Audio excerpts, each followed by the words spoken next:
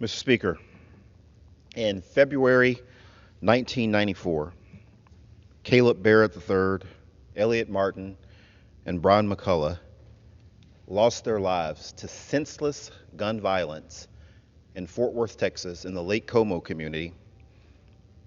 And people back then said that that was the saddest day in Como history. A crazed individual with a gun that should have never had one, that caused other acts of violence throughout the city during his time. Well, now, almost 30 years later, July 3rd, 2023, people are saying that what happened on that evening is perhaps the saddest day in Como history.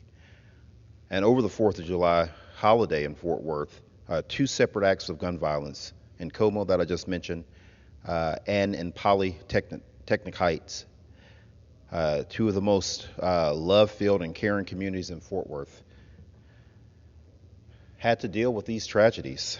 In Como, Cynthia Santos, Paul Willis, and Gabriela Navarrete were the names of the three young people that were murdered when people got together at Como Fest the day before the big 4th of July celebration to get together and barbecue and celebrate independence and celebrate freedom and just have a good time.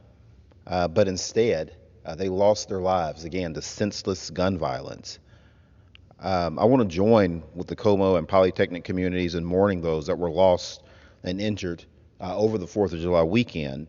These shootings especially hurt because in Como, that's the community that I grew up in. That's where my mom and all of her siblings went back when the schools were segregated. Como High School, the Como Lions.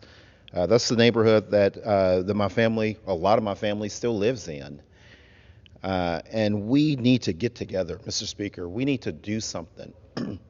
I don't know much about the two gunmen that were arrested the other day for what happened on July 3rd in Como, but I bet you they're just as bad as the person that was responsible for so many of those murders during that 1994 era. And I guarantee you that people like that should never, ever, ever get their hands on any firearms.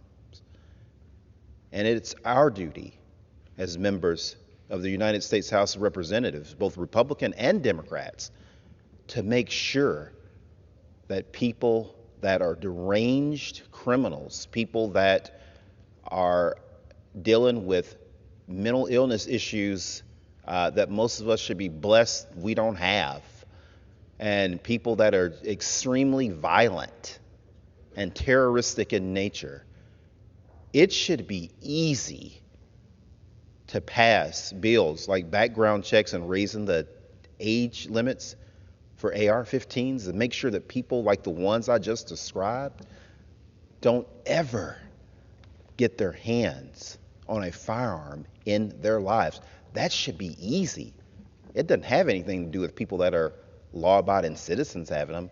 I'm talking about people that are sick, people that have caused destruction and misery in communities and in families and in people's lives. We got to do better as Democrats and Republicans.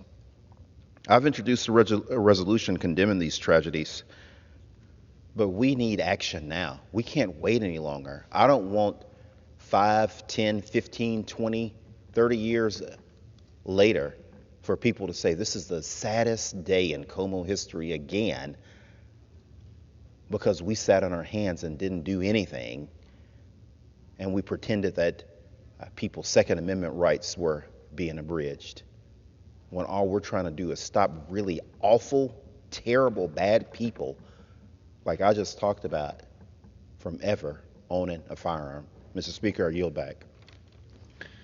The chair now recognizes the gentleman